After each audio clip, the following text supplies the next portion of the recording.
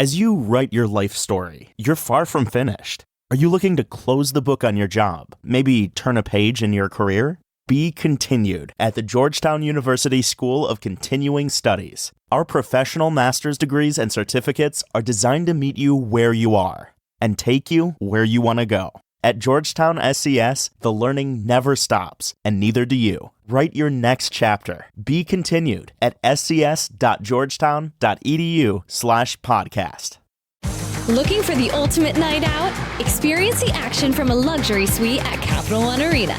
Watch Ovechkin chase history as the Capitals hit the ice, or catch the Wizards take on the NBA's best.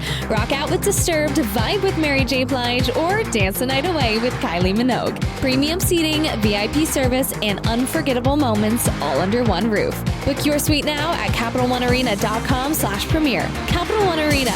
Watch in style, live in the moment.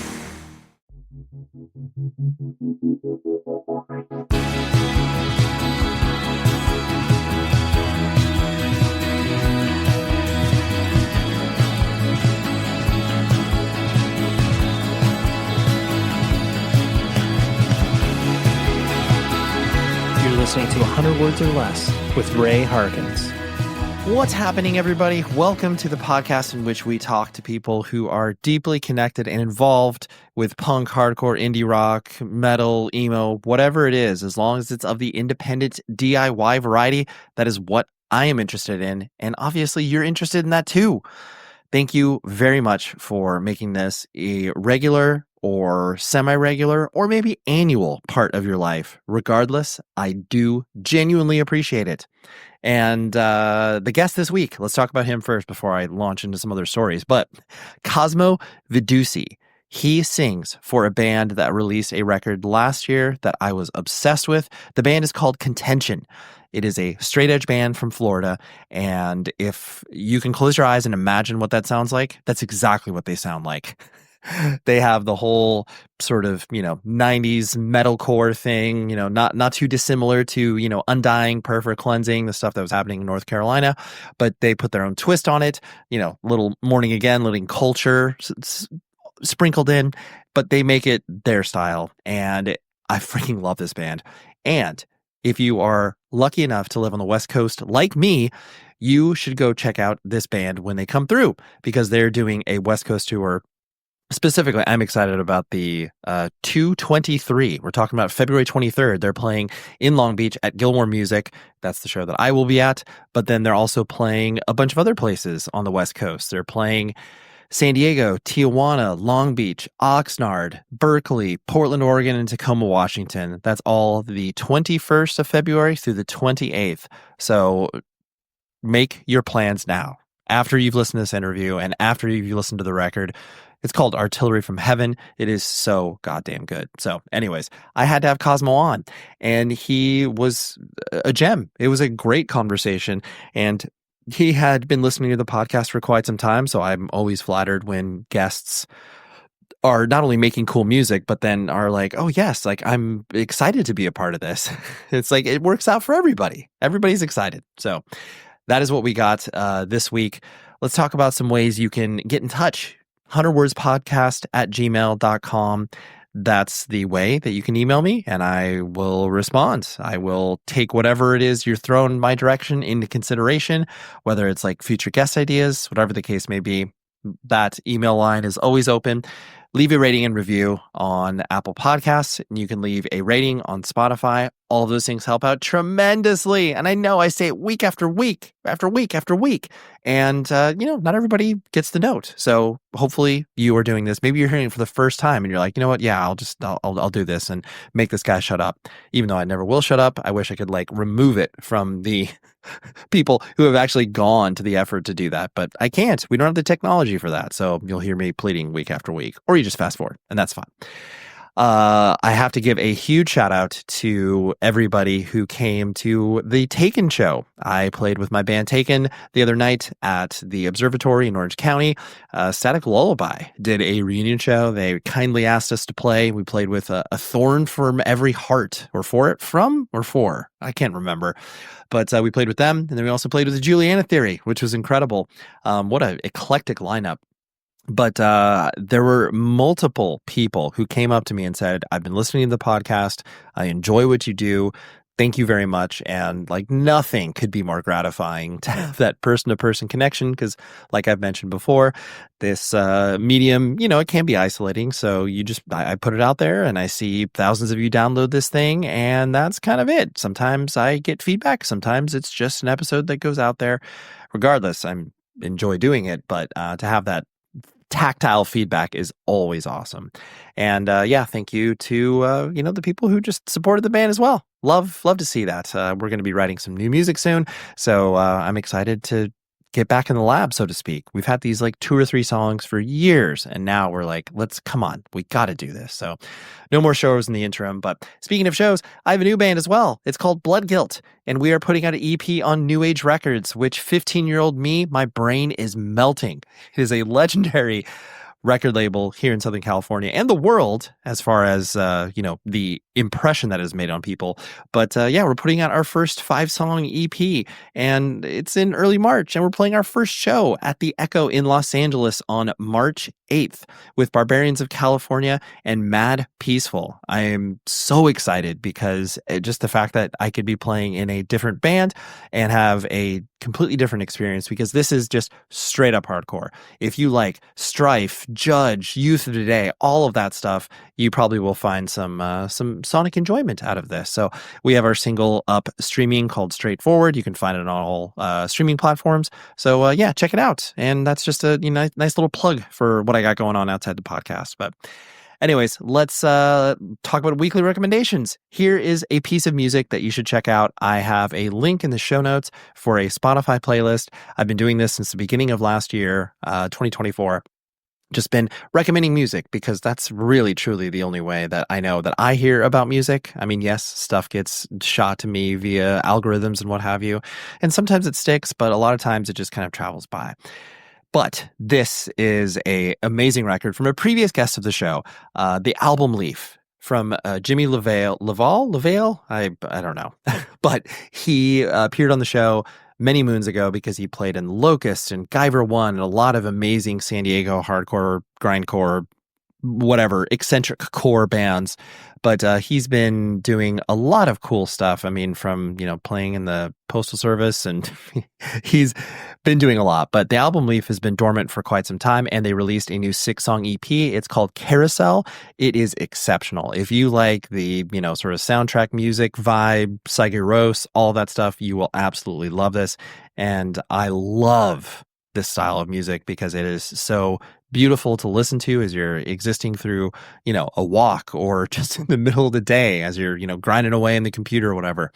All of this stuff makes the journey that much easier. So the album Leaf, the EP is called Carousel. I highly recommend you check it out if you like that stuff. So, and on the complete flip side, that is why I love music, because I can just be like, let's talk to Cosmo Vidussi, the vocalist from Contention. You got to have, yings to the yang, right? But all of this is all connected to punk and hardcore. I'm sorry. That's just the core of what this is. So Cosmo was a great dude, great hang, and taught me a lot about the Florida tax laws, which was something I never thought I would learn about. But Cosmo enlightened me. So let's talk to him right now.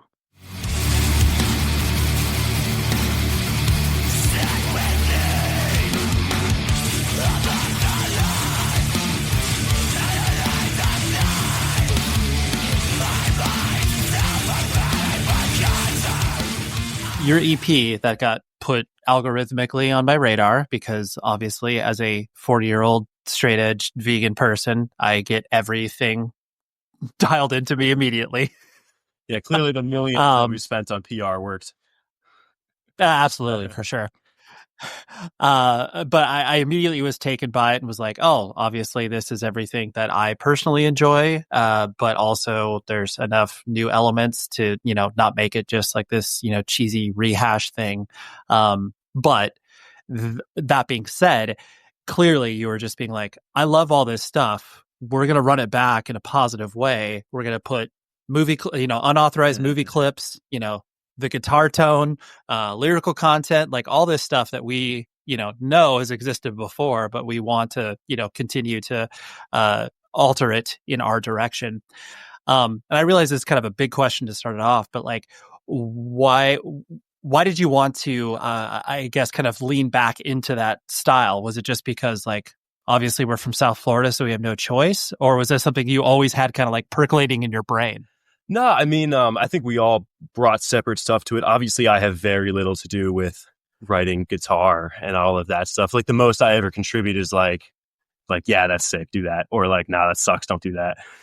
Like, that's the most. But I mean, we all share, so Bailey and Josh, the guitarists, they're students of old shit like that. And even, to be honest, when I joined the band, I had never heard Archangel, which is like what everybody points to is like which it's in there for sure.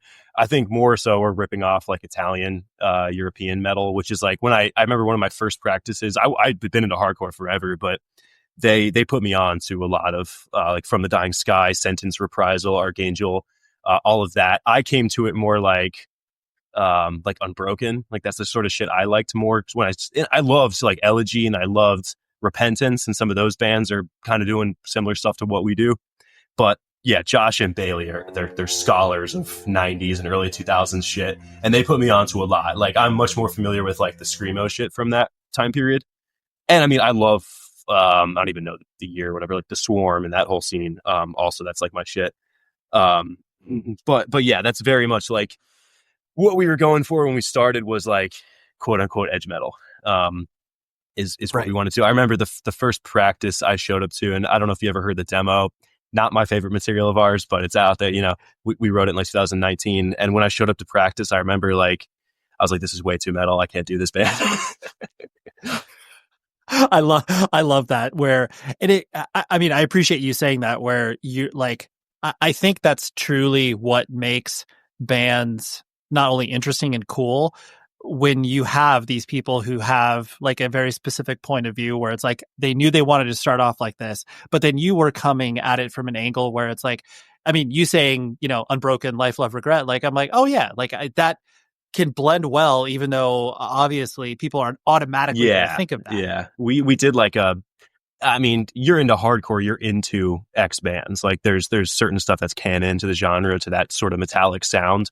And yeah, like I think my first practice, I was like, this shit sounds like Avenged Sevenfold, dude. Like, before the first song they put on, I was like, I can't fuck it. This is too melodic.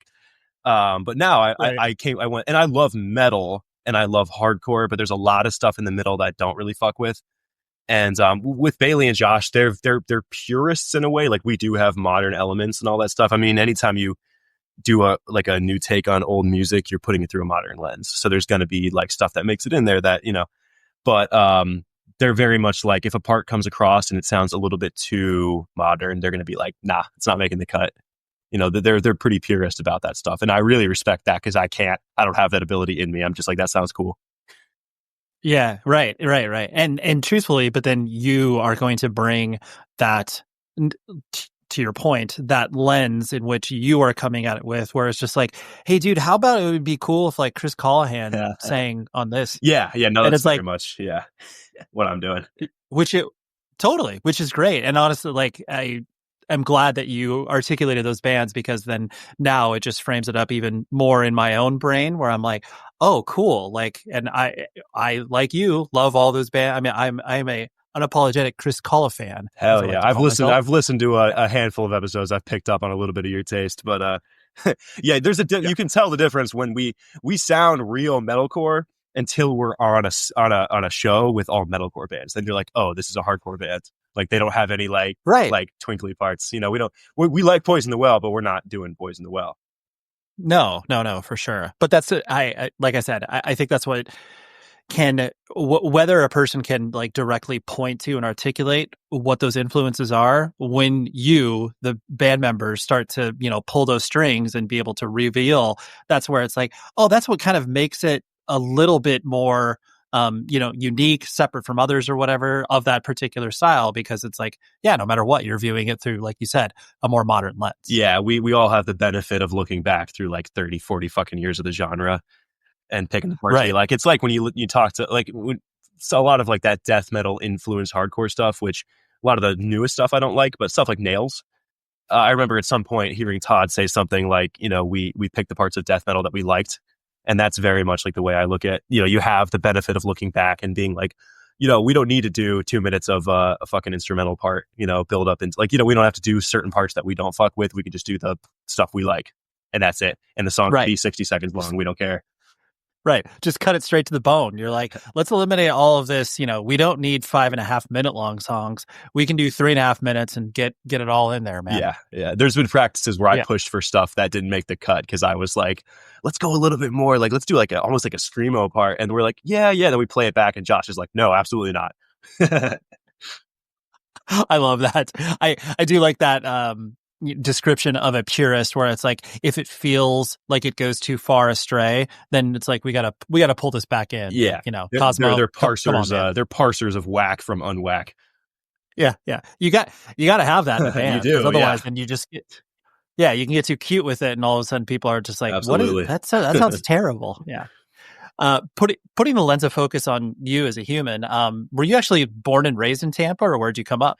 2 hours south of there, southwest Florida, Lee County, Fort Myers is where actually 3 members of the band now spent, a significant amount of their life in that area. We were a Tampa band to start with, and Lucas and I, the drummer, we both grew up in Fort Myers, Cape Coral, worst fucking place on earth. And I'm back there now, but we both moved to Tampa in our like 19 or something like that, 20 at a high school. And the rest of the guys were born and raised Tampa. D'Angelo, our bassist, our newest, he's been in the band longer than any bassist, I think, but he's actually from fucking Fort Myers, Cape Coral as well. So we're got a majority now of hill fucking people. That leads into my next question, where it's like, I mean, Florida is obviously a punching bag for any joke, and like it's easy. I distinctly remember my first time touring down there and playing shows down there, where it just feels so far removed from like the world. Yeah. Imagine coming from the opposite perspective. Everything seems fucked up. Right. And so that sort of, but like I think on top of that, the sort of ruralness, like a lot of people I don't think really picture, I mean, yes, they picture, all the Everglades and swamps and whatever, but I don't think that sort of rural nature that exists of like not, farmlands, but, swampish farmlands or what have you. So when you are, I guess, like poking jabs at where you're from, is it just kind of the idea of or not even upending, but just confirming like, oh yes, it is weird as hell, this place, and here's why. Yeah, I mean, in a way, there's like, there's the where I live, like at least close to where I live, Cape Coral, Florida, has a very similar history as like the whole southern half of the state, and also up into Orlando and shit, where they just found some swampland and poured concrete over it, and that's like that's the basis of the cities. So it's like they were designed to just house people in mass. But anytime you go out of that, you do have like, you get into rural areas very quick. Most of our music is written at Josh's parents' farm, like out like an hour outside of Tampa. Pretty fucking rural out there. It's all farms and stuff. Wow. And because of that experience, like how would you typify your childhood? Like, were you an outdoor kid? Was it like you had no choice but to just, wander the local strip malls and stuff like that? Or were you more of an indoor kid, keeping to yourself? No, like I think I aspired to be an indoor kid, and my parents wouldn't fucking let me. Like all my friends were playing, like I got to play some video game. Like my parents were very much like, get the fuck outside of the house, don't come back until like nighttime. Like it was very like zero supervision. I lived on not a huge farm, but a small farm where we farmed palm trees. And so I would just get lost out there in the woods and shit. And it's weird to come back now. Like when I moved back from Tampa, and just all the years prior to that, our town has gotten so fucking just more and more houses. Like it's gotten bigger and bigger and bigger. And like areas where I would you could walk all day through the woods. Like you can't go like a lot, not like an acre now without hitting a strip mall. It's pretty crazy how big the city has gotten. It's like doubled in fucking population size. Right. But yeah, wow. I spent all my time outdoors. Yeah. Did you have to, was there a hope that you were going to be a palm tree farmer once you grew up? Yeah, I am. So it's not like no, it's very much like a side thing my family always did. My family was in construction, and if you're in construction, it's a great way to not pay taxes on your land is to have a palm tree farm. That's a agricultural cheat code in the state here. Oh, I did not even think Yeah, if about you that. drive but around Florida and you see all these cows and you see all these, they're not selling those. Those aren't ranches for that reason. Those are ranches to avoid taxation on huge lots of property that they're going to turn into developments in 20 years for tens of millions of dollars. Wow, dude, you're just like breaking Yeah, my it's all third getting eye unfurled open, for the West Coasters. Yeah, they've rolled back a lot of Yeah. it, but I don't pay taxes on where I live now. It's totally not the way it's supposed to be. But I just parked an RV out here, and I'm on solar. I'm on well, like it's pretty fucking dope. Yeah. Well, I mean, you are living the lifestyle that obviously, vegan straight edge people aspire to. Of like, I'm sort of off the grid, but I'm also like, I'm not living in like how most quote unquote normal people do. Yeah. And I mean, I'm in a neighborhood. I've been outflanked because this property my grandparents have had since like the late 80s or some shit. And I bought it from them when they got old and died and all that. So around me, there's all these like McMansions because this area used to be just all rural. It's all zoned agricultural, but people bought it and just, you can put a house on agricultural here. So there's just houses. And now even weirder, all the houses are destroyed from Hurricane Ian. So now I just live in a fucking little circle that used to be all farms, became houses, and now it's 50% vacant fucking bandos that are just like rotting from the inside with the roofs caved in. It's pretty crazy. Yeah, that's especially to your point of watching the houses around you, the town around you change, and then you having this experience where it's like, your parents and then your grandparents could also speak to it to be like, oh yeah, it used to be like this and now it's like this. And then Cosmo, here you have this weird experience too. Yeah, very bizarre place. I'm kind of stuck here because of my work. Like I don't love it, but it's definitely interesting. My grandparents came here. Like my family came here from Italy, and then my grandparents moved from they came to fucking by way of like Ohio, and then they ended up here in the 70s. And my grandfather did concrete for like the whole town. He was just like a concrete dude with my uncle Tony. And my family just has stayed here ever since. Like back then, it was so my dad will talk about it where he had a little John boat like 5-6 years before he ever had a car because it was way more accessible to get around town because we're right on the water here. And that was just my whole family. They were crab fishermen just because like if you have a boat, you just crab fish. They were like commercial crab fishermen, and then they were commercial race boat drivers. It's just like bizarre thing after bizarre thing as like the sprawl creeps in, very strange area here. Yeah, but I mean, I appreciate you describing that because I do think it's so easy to, like I said, look at Florida as obviously this weird place, which it clearly is, but it's, really all it is working class people doing these weird jobs because of either the circumstances or the geography of the area where it's just like, oh yeah, well, no one lives here, but we need concrete. So like, let's go ahead and take care of this. Yeah, I always describe it like my particular town, which is separate from Tampa. I'm 2 hours south of there, but like there's the two types of people that live here, either aging retirees who are all dying of COPD, and then their support system, like everybody who keeps them alive, who keeps bringing food to their house and keeps like pouring concrete for their driveways and building extensions and doing their healthcare. Like you're either one or the other in South Florida. Yes, indeed. Our friends at evilgreed.net are not only back, but they are just longtime supporters of this show, and I am a longtime supporter of them.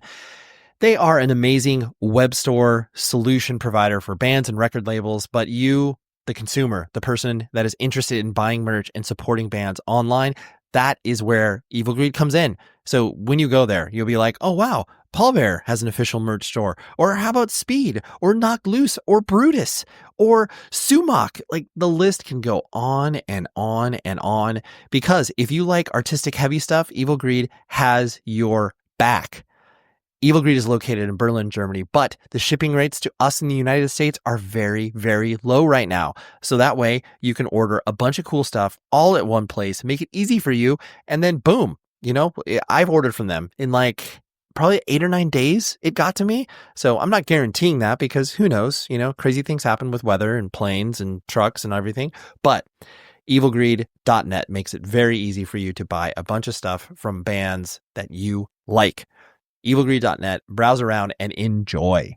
With all of that kind of, experience as you were growing up as a kid, like what was your family structure like as far as like, do you have brothers and sisters? What did the household composition look like? I have a sister who's 13 years older than me. So she was out and doing her own thing and got to miss most of well, she had her own fucked up shit go on, but she got to miss most of like my era of fucked upness.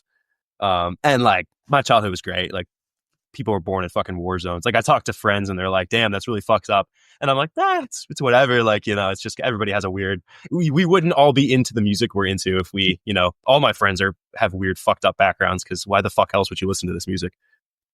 Yeah, there's definitely the two lanes that people get attracted to subcultures for. One, it's either just like the suburban blight / boredom of like, oh, this is edgy and exciting, or to your flavor of it, where it's like, oh yeah, I mixed up with some weird stuff as, I was growing up and like I found actual family by these chosen people that jump on top of I'm in the middle of those. Like it wasn't, I'm a suburbanite in most senses of the word, like for the most part, everything was fucking fine. I just, it is a strange place. And because of that, you're going to end up, with this strange history, I guess. Yeah, absolutely. And as you were, going into whatever, junior high school and stuff like that, I imagine that's when music obviously started to come into your life. What was the discovery mechanism for you to start to figure out like what punk and hardcore was and all that sort of stuff? I was like a massive Pink Floyd fan. Like that's still probably my favorite band just by virtue of like my dad having given me like LimeWire burned CDs and shit. And then I got into like this. I think I'm 29, so everybody my age got into heavy music through Korn and Slipknot and System of a Down and like that. You find out about that stuff, and it's so strange to look back on, and maybe less strange than it used to be now that guitar music's back in a way for kids. But like everybody, like the rich kids, like everybody liked fucking Slipknot and Korn and stuff. Like that was like pop music. But through there, like I always wanted, I guess, more and more like fucked up music. And I think a friend of mine, one of my best friends still, gave me a burned CD of Ironworks from Dillinger Escape Plan that came with like Kerrang magazine or something. And he burned it and spelled it wrong. It said Irie Works, like the Jamaican Irie, like. So, but it was fucking awesome. I was like, this is and like especially Dillinger Escape Plan. Like if all I could have found like I had already been into Avenged Sevenfold and Metallica and shit, but like there was a lot less extreme stuff to like go into besides Dillinger Escape Plan. And from there, like, YouTube had come out around that time and I was watching like the Greg Puciato Headwalk video on repeat, like, so it all kind of, and then I found local shows in probably 7th or 8th grade. I mean, this all happened pretty early. I was in fifth or 6th grade when Ironworks came out. So I was pretty young when I found like super fucked up music like that. Right. And it, especially too, like the younger you are and you gravitate towards that music, because like not every kid listens to something that they don't understand and are like, I need more of it. But you were like, no, I need more of it. Yeah. And I think I because I grew up listening to like, I mean, it's not a weird band, but Pink Floyd, like they're an experimental band or whatever. I think I liked I would listen to like Ummagumma. I would listen to like the really weird fucked up albums of theirs where it's just noise. And because of that, I think I was very open to just weirdo shit. And from there, like, I mean, 7th, 8th grade, I fell in with like death metal kids who also liked, like put me on to like black metal and like even noise music and grindcore and shit from there. So I think by 8th grade, I like was already a pretentious fucking snob on like Blogspot. And like media, like getting shit off MediaFire, like, and I got into like Sophie's Floorboard type shit. Like I went through all the phases very quick and all simultaneously. I love. I came back to hardcore. Like I had. Yeah. My bad, I cut you off. Continue. But I'm saying like no, it's okay. I got into like Between the Buried and Me and shit, and because of that, like Prayer for Cleansing and all of that stuff, way before I got into like regular ass hardcore. I kind of came back to it. Like I was pretty dismissive of stuff like, I don't know, like your run of the mill hardcore stuff. Like I would go to shows like that just because it was interesting, something to do. And then I think I saw Terror in ninth grade, and that brought me right back to like, oh, this is the best shit ever. Because like once you get into the live experience, like there's really like I'd seen Between the Buried and Me and like a bunch of those type of, you know, pretentious prog metal bands. And like, it's fine. You watch the band shred on stage and that's it. You might stage dive. And then I saw Terror and I was like, I mean, you really cannot go back to just standing there at a show after that. Yeah, it's when I love your description of like getting all of these scenes and different subgenres shoved into your head all at once. Like there's nothing that's more different than, you know, I mean, anytime anybody calls out Sophie's Floorboards and then also like talking about, you know, progressive, like, you know, Between the Buried and Me and, you know, Intervals and all those type of bands where it's like, oh, you're getting into Orchid and this stuff all at the same time. Yeah, for sure. It's and I was, I guess, one of the first generations to have the internet so young. So like that was a part of it. Like like people talk about how much that fucked up my generation, like seeing gore on the internet and stuff so young. But it's the same with music. Like I had the musical equivalent of like finding fucking, you know, everything at once, like stuff that like generally you progress. But now I heard like, you know, Napalm Death. I probably heard Scum for the first time in like eighth grade. You know, it's just how it went. Right. Yeah. And you're like, yes, I like that. And, you know, this obscure Screamo band because they both are sick. Yeah. Yeah, absolutely. I was listening to Portraits of Past at the same time. Right. Totally. Which that to your, I think what is charming about that, because, you know, even though you're consuming all this music, you don't have any attachment to like scenes. You're not building context around these bands. I mean, later on you do, but you don't have any idea where it's just like, oh, I guess, you know, Napalm Death and Portraits of the Past like couldn't play together. You know, you're like, oh, you just don't know anything. Yeah. You're just listening to the music. I had like I would read the context on Last FM maybe, or like on a blog spot or whatever. But I was like, but Earth Crisis and Reversal of Man are awesome. Why do they hate each other? Totally. Why do they want to get the kid with the sideburns? I don't understand it. I'm gonna do a faux pas here because I have to open this can of seltzer really quick. It's gonna absolutely as long as it's it's okay. It's Waterloo, so that's okay. Waterloo cherry limeade. Yeah. If you opened up a can of Spindrift, then we'd have some words because that's swill. It's garbage. It's garbage. Soap water. Yeah. When did you know, clearly straight edge is an important part of your life as well. When did that start to, I guess, get introduced to you, or you start to, you know, recognize that this was going to be an important fact in your life? I think it was the same as regular hardcore for me, where I kind of wrote it off at first. Like we would kind of clown on it, like me and my friends. Not that we were like super, like the part of where I grew up, another reason it's fucked up is because if you don't develop subculture, like the only other thing to do is drugs. So like, I think I got drunk for the first time in like 7th grade or some shit. Like that was just, you didn't have anything to do. Like you just go into the woods and like get alcohol, like, or smoke cigarettes or like smoke weed, like dirt weed or whatever. That was what there was to do. So when I started to get more into subculture and met people who were also into weirdo shit like that, I think it was the first time I like had, I've said this before, but the only like option for sobriety was like church shit for most. Like if like that's the only, those are the people who were telling you that like drinking and drugs are whack. And I grew up like at a Christian school and stuff, like in a religious school. So like hearing people say that, I was like, oh, I want to do drugs, like fuck you, like just to be a rebellious little asshole. So straight edge music was the first time that I was like, oh, this can be like, I don't want to use the word edgy, but like this can be like you know, like a defiant subculture thing where yeah, it is. I mean, that's the dominant paradigm is drinking and doing drugs. You know, they might not be hard drugs, like that might not be totally socially acceptable, but like not drinking, you are a fucking weirdo, and to 99% of people. So straight edge was the first time that it presented an option that like, you know, you can still be a little fucking hood rat and you don't have to shoot heroin or steal coke from your parents or whatever, which is what my friends were doing at that time, who didn't end up getting into subculture. And now all those kids have fucking HIV or in jail or dead, you know? I was going to say, like, cause they're, It's so interesting of an experience that I'm sure you also experience, where it's like you get ostracized because you don't go to these parties or you don't drink or anything like that. And then, sometimes even like years later, you circle back on some of these people and it's just like, oh my gosh, you literally look like 40 years older than me. And like, you've lived so much harder life than I have. And like, I'm glad that I chose this as opposed to, the path you went down. Florida has totally a very available mugshots, at least in my county.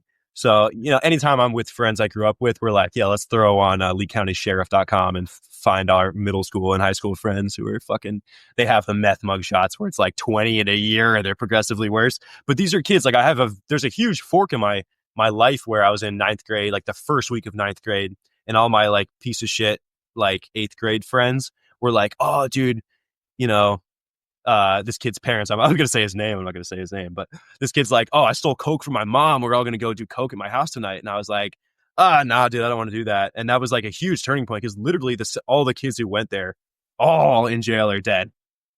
Jeez, man. That's so, it's so dark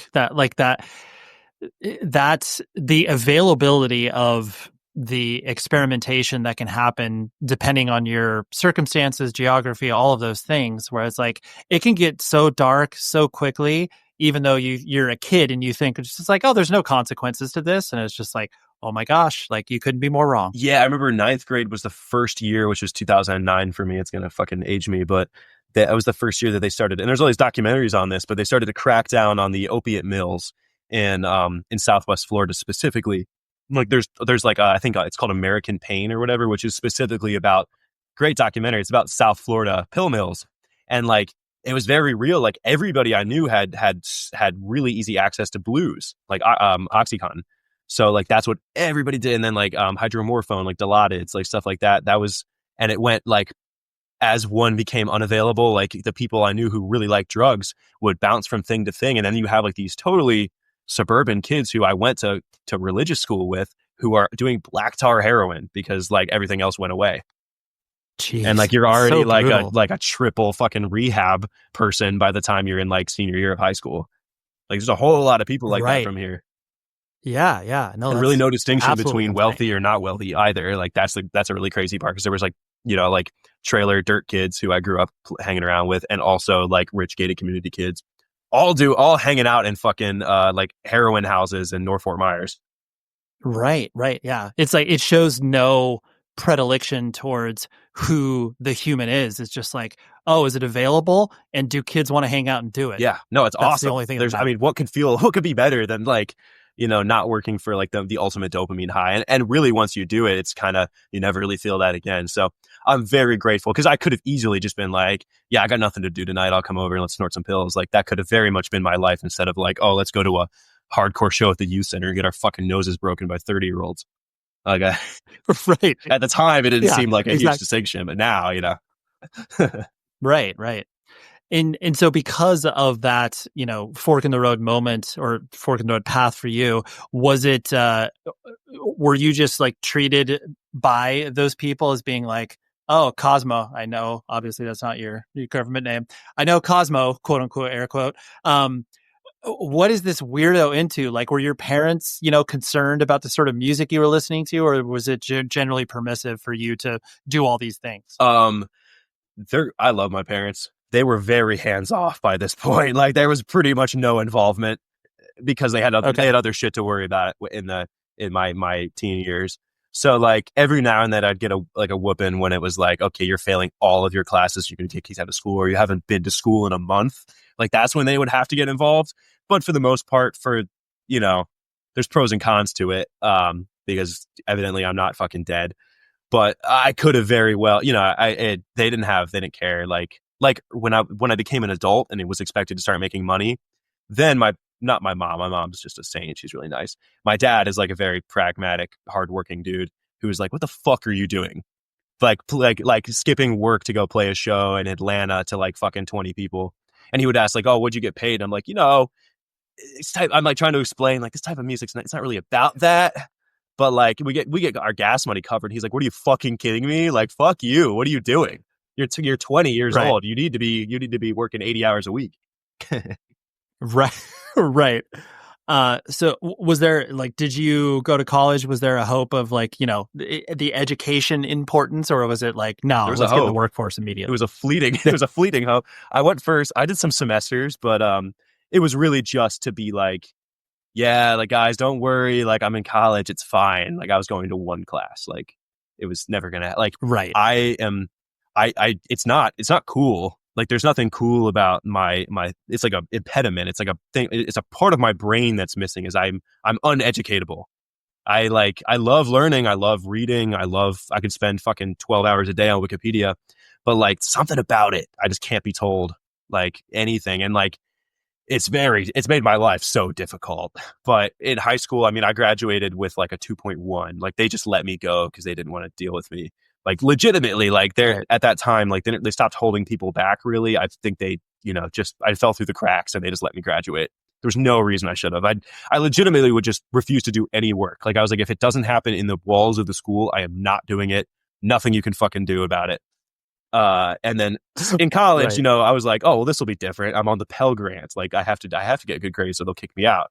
So I didn't change anything. I just failed out immediately. Right. You're like, oh, wait, I still have to go to a class and someone tells me what to do? I I'm not aspired, like I wanted to be like, when I got out of high school, I was like, I should be an English teacher just to like fuck with everybody, to make everybody mad who like teachers despised me. Like I wasn't even like, I was beyond like class clown douchebag. I was just like a piece of shit. And Right. yeah, so I don't know why I thought I could be an English teacher. But anyway, so yeah, eventually I just got thrust in. And to be fair, like when I turned 17, I wasn't even out of school yet. My dad was like, oh, you're not doing anything with your life. I'm putting you, like, you're going to go work for a family friend doing like 65-hour weeks landscaping, like the hardest thing you could possibly, like framing houses, like doing the hardest work with like 7 Guatemalans, and nobody could speak English on the crew besides you. Like that was my life for the first 2 years out of high school. Okay, got it. Yeah. It's like, if you were making this decision to, not be educated, here is the option for you. Yeah. So enjoy whatever that Yeah, means. I'm grateful for Yeah. it now. Like, Yeah. it was like fucking going, I was like going to boot camp or some shit. It whipped the shit out of me. I didn't realize how rough it can be. You know what makes me happy? It's obviously merchandise. And you know what also makes me happy? The people at rockabilly.com. Not only have they been longtime supporters of this podcast and independent music in general, we are talking about bands of all shapes and sizes. And first and foremost, use the promo code 100 words or less. That gets you 10% off of your entire order for things that, like, hey, maybe you saw Lady Gaga at the Grammys and you're like, you know what? I need to get a shirt from my mom, or I need to get something for, my dad who's like super into Avenged Sevenfold or whatever. I'm just making this stuff up, but you get it. They paint a very wide brush in regards to, or a very wide picture brush, you get the metaphor, but they have bands of all shapes and sizes, and it's all officially licensed. That means the bands get paid, you get rad merch, you can order it all from one convenient place, and also on top of it, support an independently run business. Those things are all incredibly important to me. They tick all the boxes, and that's why I love rockabilly.com. So go there right now. Check it out. Buy a bunch of stuff. Use the promo code 100 words or less. That's the number 100, 10% off your entire order. And yeah, enjoy shopping. There you go. Buy merch. I kind of related to that tip, there's clearly, a political / sociological bent to what contention obviously is in, talking about that. Like, but the world is clearly ending. Like, do we all see this, right? Like, and so that's a factor that, yes, I know got exposed to you probably via hardcore and, books and all that sort of stuff. But what got you interested in like actually learning about, the sociological impacts of obviously what we are as humans towards the earth and all that sort of stuff? What led you down that road? Way prior to music and all of that, I didn't make that connection right away. I've always really been into like apocalyptic stuff. I think The Stand by Stephen King. Like I read that in like 5th grade. It changed my life. My dad gave it to me. That was another thing. There was zero. My dad was like, this is a good book. Like he didn't like, my parents didn't think things like this isn't for children. This is just a good book. Like I read like so much fucked up shit. And it was just off my parents' bookshelf. And they were like, oh, he's reading. Cool.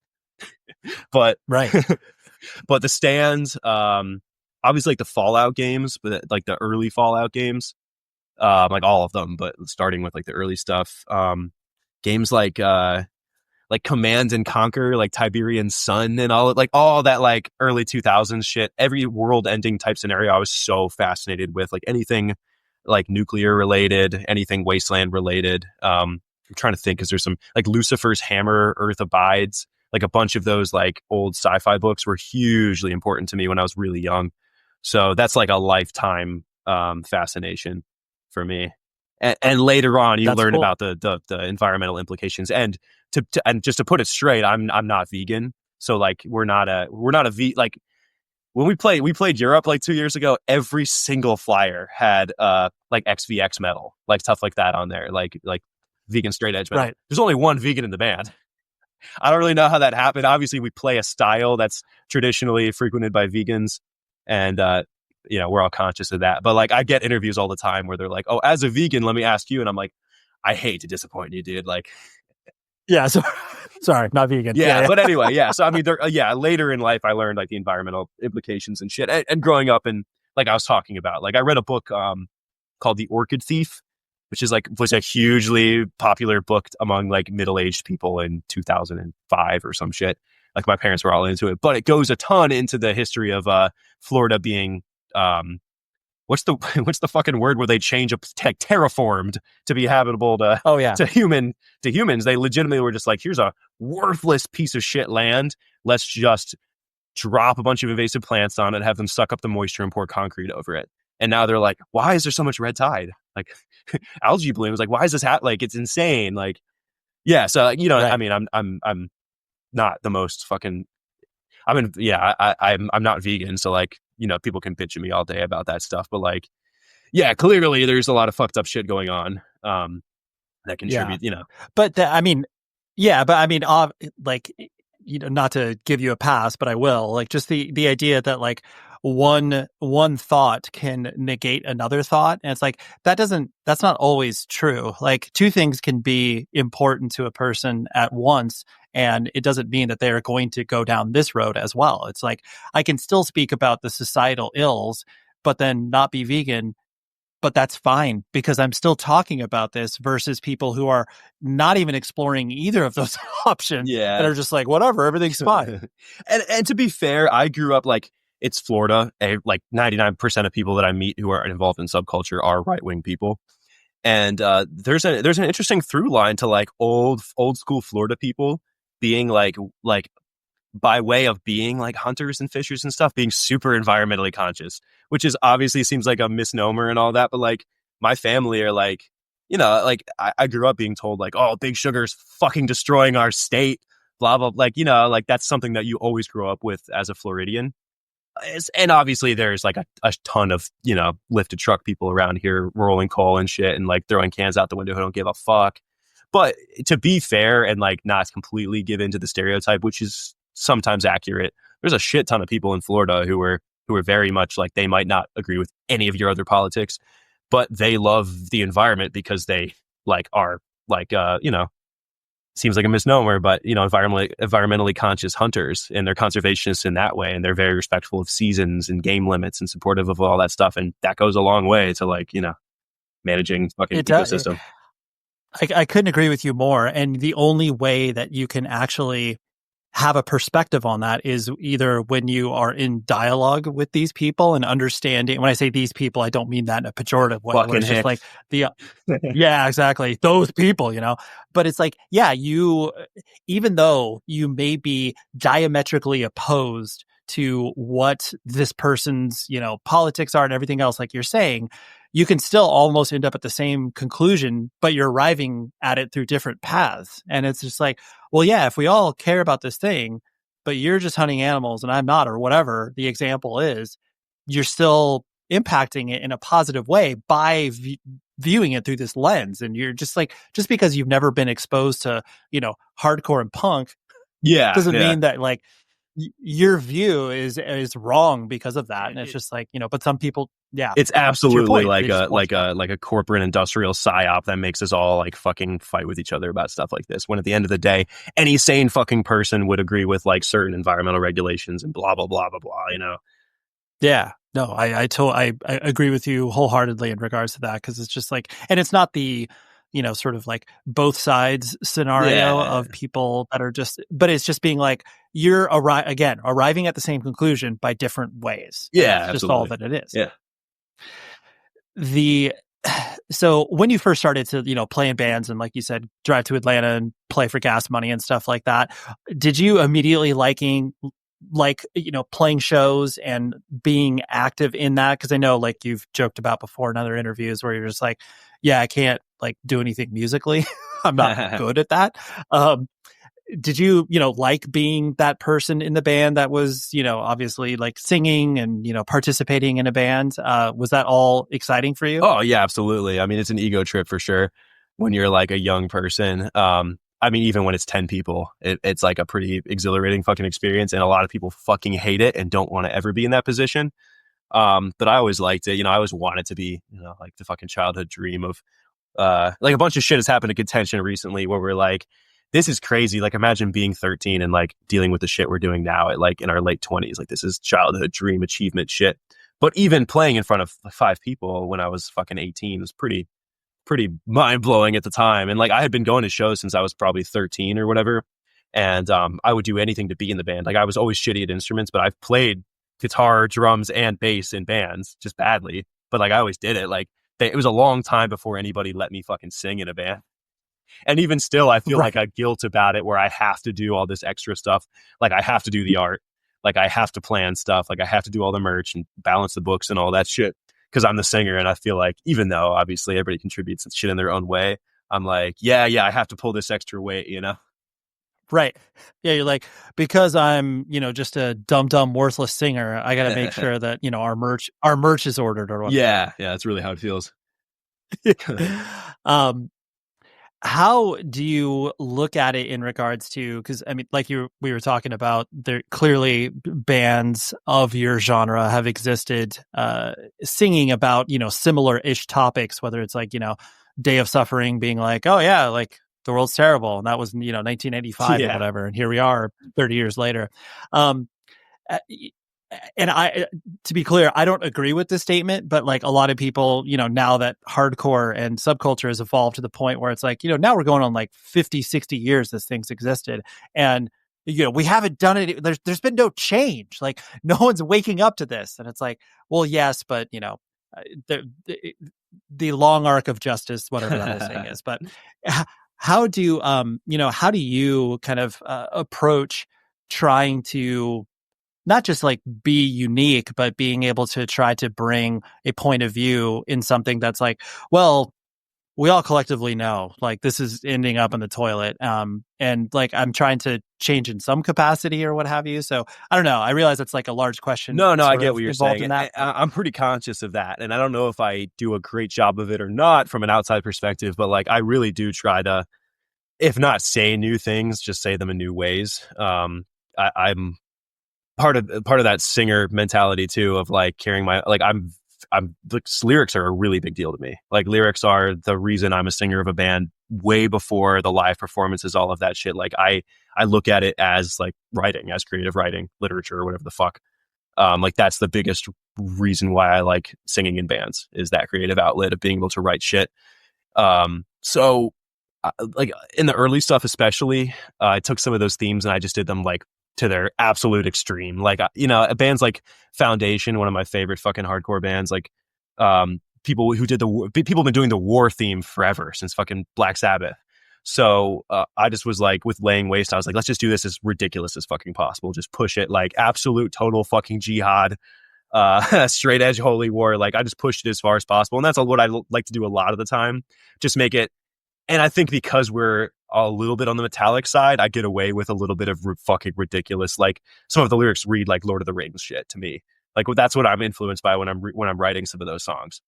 So I get like I say, like I remember in the studio for Artillery from Heaven, I have a line about I don't even want to fucking say the line, it's corny, but like something about plutonium. Like I was like, may you find warmth in the glow of plutonium, which is like an insane fucking line. And everyone was like, what the fuck are you talking about?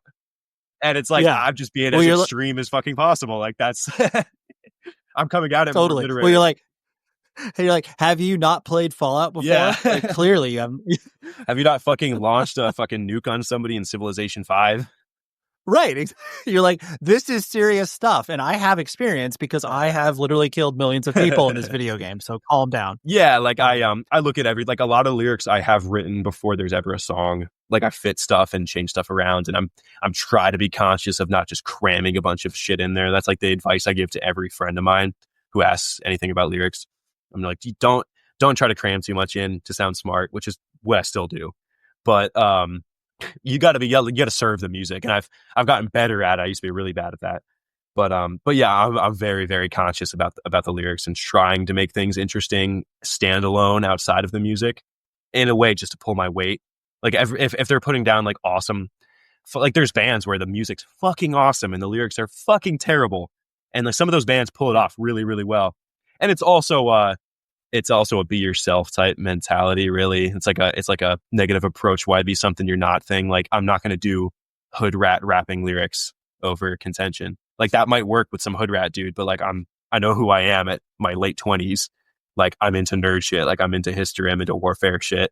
Like that's what's going to show in my music. And I'm not going to try to like talk about the fucking streets. You totally right. You know, yeah, like, you like, I am listen, who I am. Like, right. yeah, that's what's going to come through. Like we're not a graffiti logo band because we're not graffiti logo people. No. Yeah. Right. Yeah. You're not like, listen, Bayway can do their thing. We are not that. God, Bayway, the singer of that band is the nicest fucking dude. You ever talk to him? No. Nicest fucking dude. We played a show with them in Philly, and we're driving up, and it's like Pain of Truth and Bayway and us, and we're like, they're gonna fucking hate us. Like the people at the show, you know, are not gonna fuck with this nerd metal shit that we do. And that's the way we look at it. You know, when we started Contention, it was very much like Josh was in Point of Contact, a very straightforward hardcore band, and we're like, this is the like nerdy metal project. So still, like we show up to the show and we're like, God, this is gonna be rough. Not that those bands aren't fucking awesome, and not that I love hood rat music. Like I love a lot of that shit. I love 3D Deep. So, but it's not who I am. So anyway, we get to the show, and Jay from Bayway came up and like dapped us all up and was like, yo, fuck with the record. Like I'm so excited for your set. Like just the nicest fucking dude. And like I've met him a few times since, always remembers me, always remembers my name. He's like always sick set, you know, just a really nice fucking guy. Maybe not what you would expect from the music. Totally. Which is great because I think that there does get this, conception within hardcore as it, evolves, contracts, gets large, whatever, that people don't just listen to one genre. Like you can listen to Bayway and then also listen to, freaking Three Penny Opera or whatever Screamo. It's like, you can like all of these things together. It's fine. Yeah. There's no like scene warfare like that these days. Like our shows are such a strange fucking mix of people. I can imagine, because it's like the surprising nature of being like, oh, like, yes, I understand, Days exists in the context of metalcore, but then at the same time, it's just like, well, yes, the bands make sense together because they're hardcore bands and they're all viewed through Lumpy's eyes, but it's like, none of them really make sense together. That's true. Yeah, absolutely. Days is a crazy mix of bands. Yeah, exactly. And like they could play together just because they're all, loosely defined by a hardcore band. But like, they shouldn't theoretically make sense together. But they do, because it's fine. It's an impressive roster for sure. Right.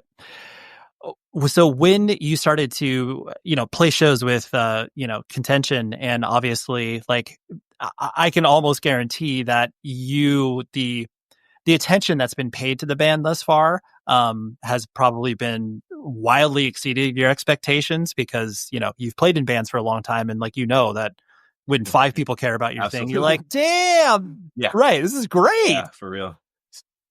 So what has it been like for you to kind of not adjust your expectations, but kind of be like, oh, people seem to be messing with this stuff in a real way? Like how do you approach the band now? Because you need to take it quote unquote more seriously because people are paying attention. Yeah, dude, I'll be honest. When we were very much like a side project band, like just a for fun project. Like at the time, it's not like metalcore was totally whack because bands like Elegy had gone off like crazy and like Repentance was really popular. But we did not expect people to give a fuck. Like especially people within hardcore. Like we all liked Perfect Cleansing. Like we just didn't.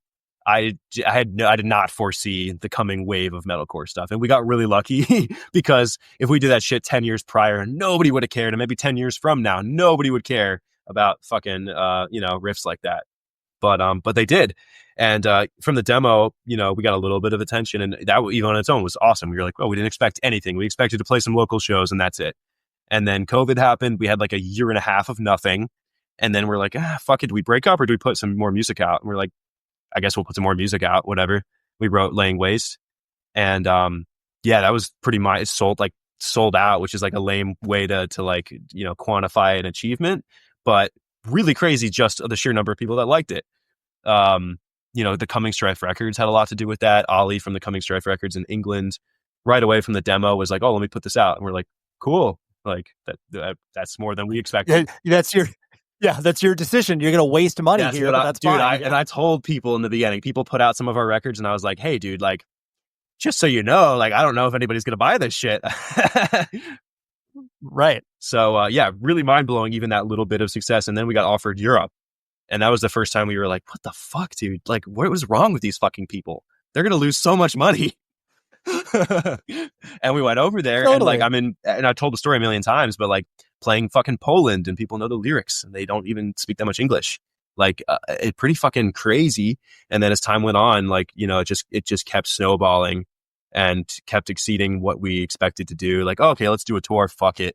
And like dates are sold out. Like bigger bands are hitting us up to play shows with them, like bands that we look up to. And just kind of gotten crazier and crazier from there. I mean, we don't even really playing. The most recent thing was FYA, obviously was fucking nuts. Didn't expect, I expected to be as good as the last FYA. Good, like crazy. Did not expect whatever happened there. We played at fucking 12:30 in the morning, at noon. So like we were like, I mean, it's a bad spot. Like nobody's gonna show up. Fuck it. I felt so fucking dumb with how much merch I brought because we sold out at FYA 2, like the second time we played FYA. I mean, 2 or 3 years ago. And we sold out and I felt bad being like, sorry, dude, there's nothing here. So I brought like so much merch and we still fucking sold it all, which again is not the way we quantify success in the band, but like crazy that many people give a fuck enough to spend $60 on fucking t-shirts and shit. Right.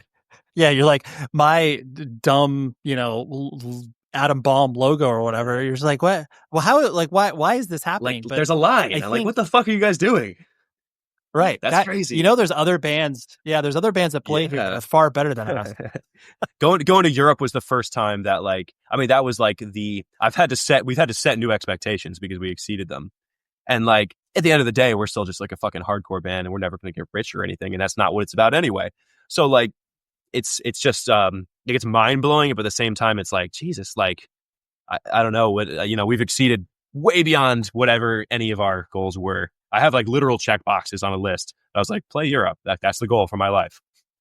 And we did that like 2 years ago. And then it's like, play Asia. Okay, that's like, it's, I don't know. We have to keep setting new expectations for ourselves, which is a fucking crazy feeling. Right. Yeah. Well, and it's exciting too, because I think where the pro of, hardcore metalcore being as, popular as it is now, it's like bands don't need to kill themselves to make themselves noticed. And of course, like there's the, downside of like work ethic and bands that have like earned it versus not earned it, whatever. That's a whole different debate. But it's just like bands can now exist we play 10 to 15 shows a year. And those 10 to 15 shows are hopefully going to be really cool. Some fests, some just large shows, or some just, in front of 100 people or whatever.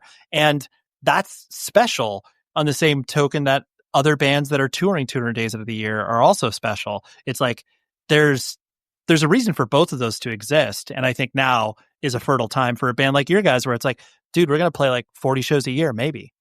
Yeah, that's another reason we didn't really expect that. Like when we started, there was the potential of us being like, if it immediately for whatever fucking reason happened, and like if we were experiencing the same success now that we did in, back if we experienced that in 2019 when the demo came out, we would have been road dogs because none of us had anything fucking better to do.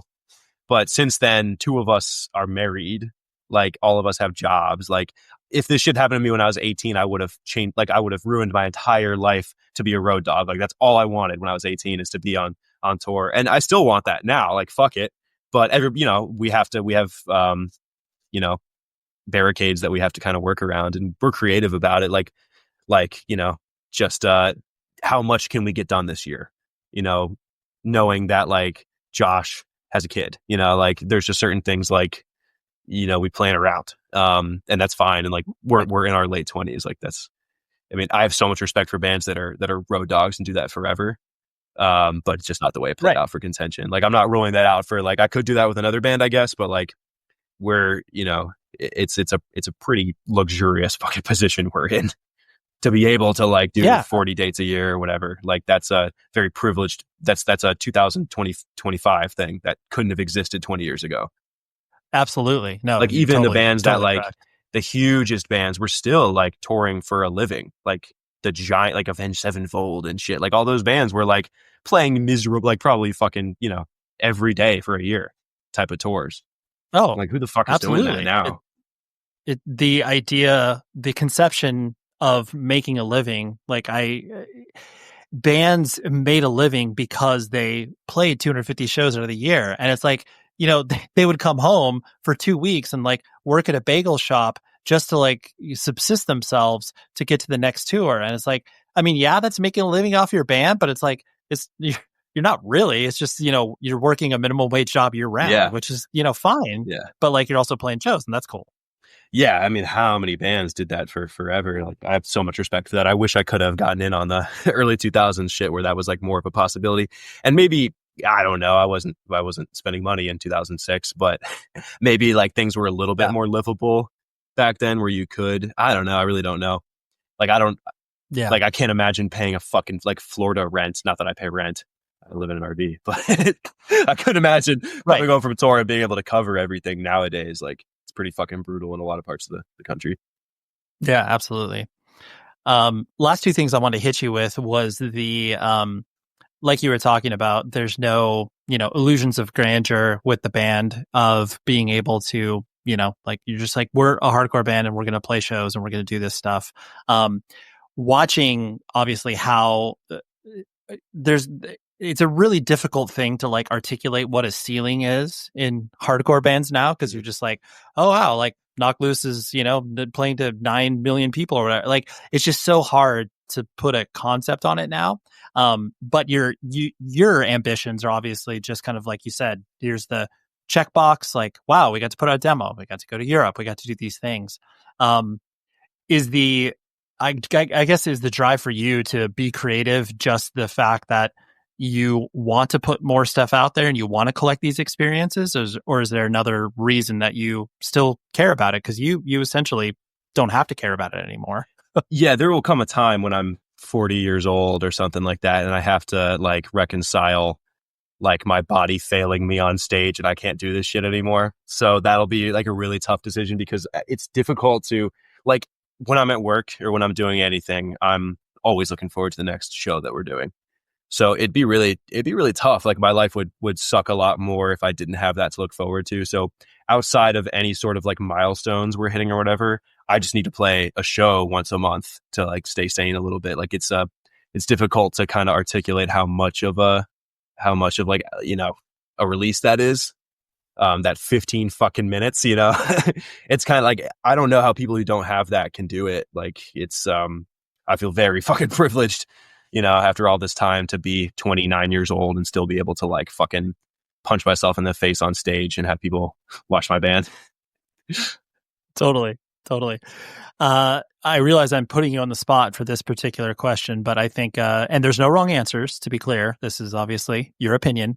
If you were to put together your, dream straight edge tour, The band, to be clear, does not need to exist now. The members don't still need to be straight edge. Like there's a lot of, guardrails that I don't have to put up in any capacity. So if you were to be like, yo, Contention is, 1 of 4, 1 of 5 or whatever on like, a 30-day tour across the States, who would you pick to be your tour mates? But again, they have to be straight edge, a straight edge band. That's crazy. Shit. Off the top of my head, I'm gonna let somebody down because I'm gonna forget some shit. I mean, obviously Earth Crisis. Playing old material. Okay. I've never seen Earth Crisis. Sure. Somehow I've avoided it all this time. Even when they played FYA and shit, never got to see them. I had to work, I think, at the time. But Earth Crisis for sure. Foundation, which is like my favorite modern, interpretation of straight edge, which was fucking mind blowing playing with them. I can't even express. I'm not ready to put that into words yet. That's great. Probably X Repentance X, which is, incredibly influential. I can't speak for everybody. But like, that's like a huge, like that was when I joined Contention. I was like, the only way I can see this working is because I love that band. And like, that's as metal as I'm willing to get. Also probably a band like The Swarm, because I don't think they ever really toured like that. And it would be just seeing those songs every night. I don't give a fuck about the realism of it, would be fucking unreal. Like I love that band so much. And they never obviously got their flowers in their short lifespan. So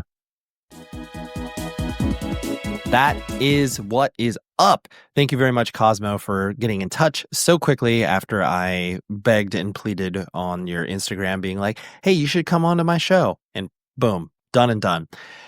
Next week is a great chat because this person personally has loomed large in my life in regards to his musical output. I have loved every single band that he has played a part of. And his name is Casey Watson. He played in Yaphet Kotto. He played in You Look Back and Laugh. He currently plays in the Old Firm Casuals. And then he also is a road crew / tour crew member of Rancid. But he is a NorCal lifer and a dude who, like I said, I just remember seeing him in Yaphet Kotto and then Look Back and Laugh. And he looked intimidating because he had this blacked out sleeve as far as a tattoo was concerned. He was jumping all over the place. I'm like, this dude seems like he's got a story and he's very interesting. And Casey did not let down because Yaphet Kotto just recently released a pseudo discography. It's basically collecting a lot of their 7 inches and splits and comp tracks. So that came out on Repeater Records, and I had to have Casey on. So that gave me an excuse to punish him over Instagram. And that's how we do things around here. I just punish people to be like, you need to be on my podcast because I love your band. And, flattery works sometimes. So that is what we got next week. And until then, please be safe, everybody.